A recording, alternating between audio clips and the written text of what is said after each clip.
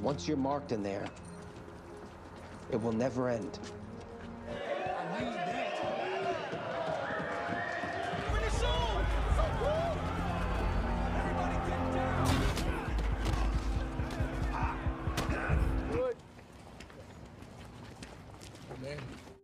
Assalamualaikum warahmatullahi wabarakatuh. Kembali dengan gua Opik di channel Refocus yang akan merekap alur cerita film berjudul Shootkeller. Baku hantam lagi cuy. Menceritakan tentang seorang pria bisa disebut cupu yang masuk penjara, dan di dalam sana ia harus merasakan pahitnya kehidupan dari kekerasan hingga pembulian.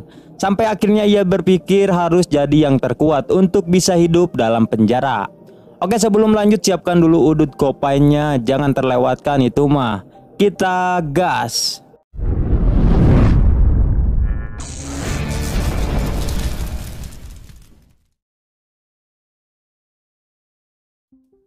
Film ini diawali dengan seorang pria bernama Jacob.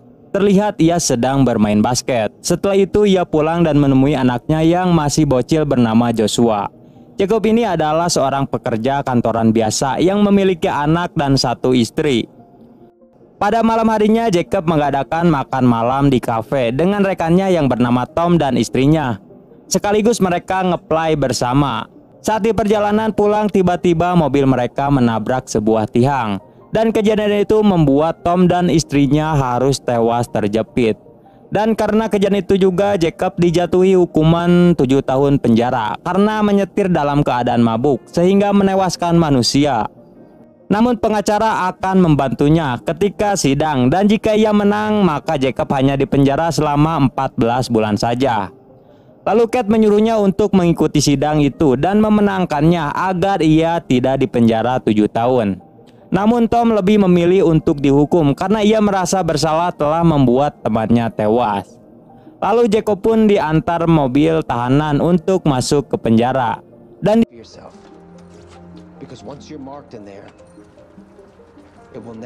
Dan di sana ia mulai merasakan hawa-hawa Pimual Balegen karena harus menyesuaikan diri untuk bisa bertahan hidup di lapas yang dipenuhi oleh orang-orang beringas. Pada malam harinya Jacob harus terbangun dan melihat pria ras hitam sedang dibuli, bahkan mereka juga mengebolnya, yang membuat Jacob sadar kalau di sana ia harus terlihat kuat dan tidak boleh letoy. Dan saat pagi harinya tiba-tiba seorang napi menyenggolnya. Seketika semua gangster melihatnya. Jacob yang ingin terlihat kuat langsung menunjukkan skillnya dan langsung menghajar orang itu. Terlihat lawannya sangat terpojok oleh Jacob hingga akhirnya petugas lapas harus turun tangan dan menyemprotnya. Lalu menempatkan Jacob ke ruang isolasi mandiri.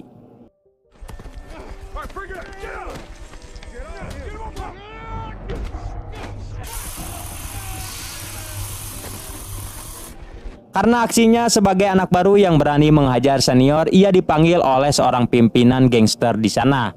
Dan pemimpin itu bernama Bottles.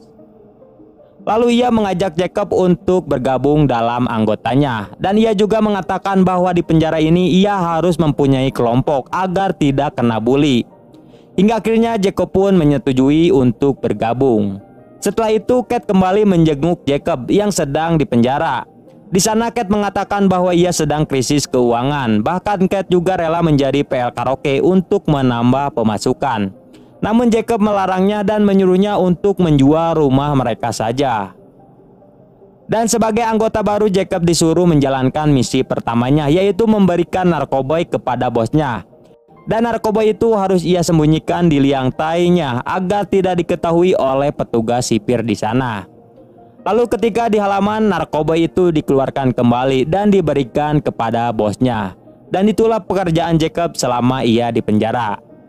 Lalu misi keduanya, Jacob harus berani untuk membunuh tahanan dari kelompok lain agar Jacob bisa lebih dipercaya sebagai anggota gangster. Dan disinilah ia mulai ragu karena ia tidak pernah membunuh seseorang. Tapi jika ia tidak melakukan, maka ia akan kembali menjadi napi biasa dan mungkin kena bulian lagi. Akhirnya ia pun memberanikan diri untuk melakukan misinya itu.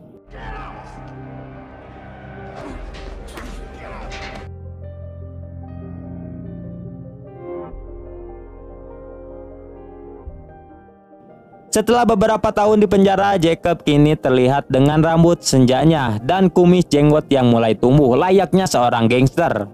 Lalu terlihat ia sedang ngobrol dengan orang bernama Frank, dan Frank mengatakan kalau ada salah satu orang yang berpengaruh di lapas dan di luar lapas, yaitu Herman Gomez. Keesokan harinya, kelompok skinhead dengan geng hitam akan lakukan tawuran. Lalu kelompok skinhead mengambil sebuah senjata yang telah mereka sembunyikan di rumput, dan terjadilah tawuran.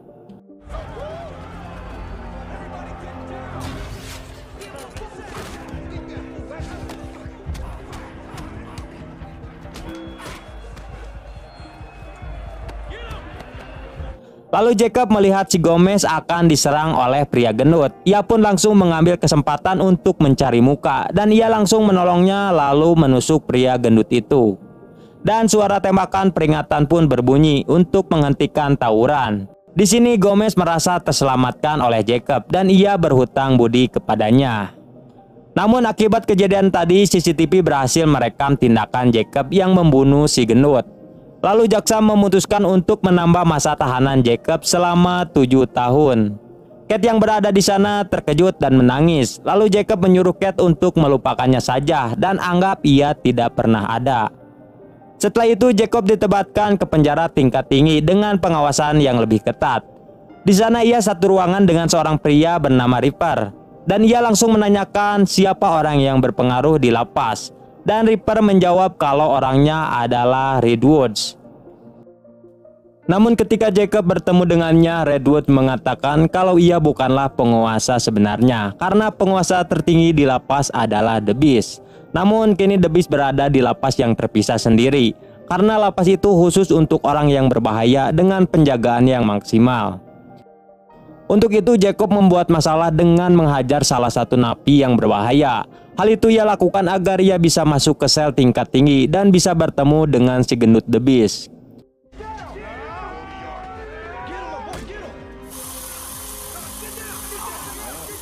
Lalu Jacob pun diantar oleh sipir yang bernama Robert. Hingga akhirnya ia berhasil dan bertemu dengan The Beast. Dan ternyata The Beast lah orang yang mempunyai pengaruh tertinggi di lapas itu, di mana ia masih bisa mengendalikan bisnisnya dari dalam maupun dari luar penjara. Bahkan si Robert adalah salah satu sipir yang telah ia sogok per bulannya dan menjadi kepercayaannya. Karena itulah The Beast bisa menguasai penjara itu sepenuhnya. Dan setelah masuknya Jacob ke tahanan yang sama, karena keberaniannya, kini The Beast menganggapnya saudara dan memasukkannya ke dalam geng. Setelah 7 tahun di penjara, akhirnya Jacob mendapatkan pembebasan bersyarat selama 30 hari. Kabar itu membuat Jacob bahagia karena ia bisa menemui keluarganya. Namun tiba-tiba si Robert datang dan memberikan ponsel kepadanya, yang ternyata The Beast menelponnya. Dan The Beast juga mengetahui kabar tentang pembebasannya itu. Lalu The Beast menugaskan Jacob untuk menjalankan misinya, yaitu menjual senjata ilegal yang berhasil diselundupkan. Awalnya Jacob menolaknya karena ia hanya bebas bersyarat, bukan bebas sepenuhnya. Tetapi The Beast mengancamnya akan menyakiti keluarganya jika ia tidak mau menerima tugas itu. Hingga akhirnya Jacob pun harus menerima tugas itu. Ketika keluar, ia langsung dijemput Frank yang telah lebih dulu bebas dari sana. Lalu Frank juga mengenalkan orang baru yang merupakan mantan militer bernama Howie. Lalu mereka membawa Jacob ke markas dan diberikan sambutan dengan diberi seorang cewek bernama Jenny untuk dicerot. Namun Jacob tidak mau melakukannya, sehingga ia pun menyuruhnya untuk segera memakai baju lagi. Tidak lama kemudian terdengar suara tembakan yang mengarah kepada Jacob, dan tembakan itu malah mengenai Jenny hingga tewas.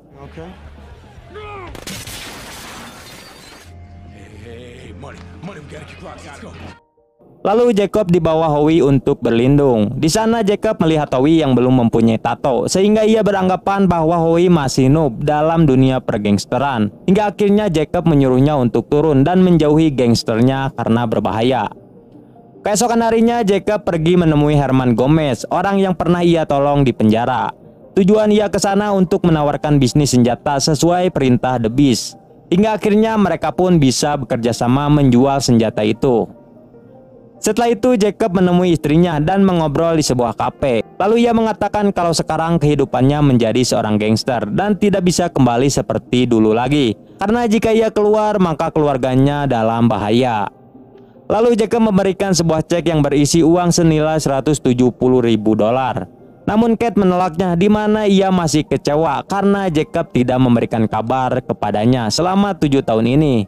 Lalu Jacob pun memaksa untuk menerima uang itu, karena Jacob akan meninggalkan mereka untuk selama-lamanya. Namun keesokan harinya Kate menemui Jacob di rumahnya, dan ternyata kali ini Kate membawa anaknya Joshua. Di sini anaknya sangat kecewa kepada Jacob yang tidak pernah memberikan kabar dan menganggap ayahnya sudah berubah. Namun di sini Jacob tetap ingin menjauhi keluarganya itu untuk melindungi mereka dari bahaya gangsternya. Lalu ia mengusir mereka dari sana. Tidak lama setelah itu ternyata ada polisi yang mengintai rumah Jacob. Mengetahui hal itu, ia pun berusaha kabur lewat jendela dan membersihkan jejaknya. Dan ia pergi menemui Howie di restoran. Lalu Jacob mengatakan kalau ia membutuhkan mobil. Setelah itu Jacob langsung datang ke rumah Frank untuk membunuhnya, karena ia sudah mengetahui kalau Frank adalah dalang dari penembakan dirinya sebelumnya. Karena ia yang iri kepada Jacob yang telah menjadi kepercayaan The Beast.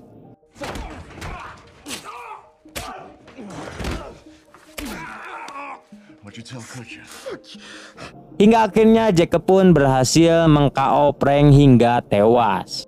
Setelah itu Jacob langsung menjalankan misinya menjual senjata ilegal ditemani oleh Howie. Namun ternyata Howie secara diam-diam telah memberikan lokasi transaksi kepada polisi. Dan Jacob yang mengetahui hal itu, ia langsung menodongkan pistolnya kepada Howie. Lalu Jacob mengancamnya untuk mengatakan tentang jumlah sebenarnya dari senjata itu. Dan ternyata jumlah senjata itu bukan 1.000 melainkan 2.000 senjata. Dan sisa senjata berhasil Howie sembunyikan di sebuah gudang. Lalu Howie juga mengatakan bahwa ia merahasiakan senjata itu bersama dengan Frank. Namun Jacob tidak menembaknya dan ia malah menyuruh Howie untuk ngajeng dari mobil dan menjauh darinya. Setelah sampai di lokasi, Gomez and the Gang sudah berada di sana untuk siap bertransaksi. Lalu Jacob juga memberitahu Gomez tentang sisa senjata yang disembunyikan oleh Howie dan nanti akan dijual bagi hasil dengan Gomez. Di sisi lain, pasukan polisi sudah siap untuk menyerbu mereka. Dan saat uang diberikan, polisi langsung menyerbu dan menembaki mereka. Sedangkan Gomez dan Jacob ditangkap oleh polisi.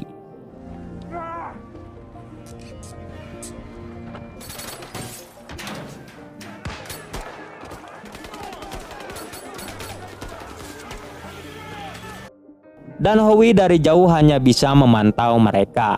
Hingga akhirnya Jacob pun kembali lagi ke penjara. Lalu di sana polisi itu memberikan penawaran kebebasan kepadanya jika Jacob mau memberikan informasi tentang The Beast dan bisnisnya. Namun ia langsung menolaknya karena itu pasti akan membuat keluarganya dalam bahaya. Dan ia lebih memilih untuk masuk penjara di mana The Beast ditahan. Dan kini Jacob merasa ia dalam bahaya setelah mengacaukan bisnisnya The Beast. Namun itu sudah terjadi dan kini ia nekat untuk bisa menghabisi The Beast sekalian. Sebelum dimasukkan ke sel, ia membawa silet yang disembunyikan di liang boolnya. Dan Robert membawanya kembali ke hadapan The Beast. Dan The Beast pun terlihat murka setelah mengetahui Jacob telah mengkhianatinya. Dan ia mengatakan kalau sekarang keluarga Jacob dalam bahaya. Namun saat Robert akan membawa Jacob kembali, Jacob langsung menodongkan silet itu kepada Robert dan memasukkannya ke dalam sel itu. Lalu ia membuka sel The Beast untuk mengajaknya buy one. Jacob pun langsung mengeluarkan skill terakhirnya dan The Beast pun tewas. Lalu Jacob menyuruh Robert untuk merahasiakan kejadian itu. Dengan imbalan ia akan memberikan uang suap setiap bulannya 3 kali lipat dari yang diberikan The Beast. Dan kini Jacob menjadi penguasa tertinggi di penjara dan menjalankan bisnis The Beast dari dalam. Sekaligus kini ia bisa melindungi keluarganya meski ia harus menerima kenyataan untuk dipenjara seumur hidup. Lalu di sana Joshua berjanji bahwa ia akan melindungi ibunya seperti yang disuruh Jacob dari surat itu. Dan ia juga kini telah memaafkan perbuatan yang dilakukan sang ayah. Dan film pun tamat. Mantap sekali bos.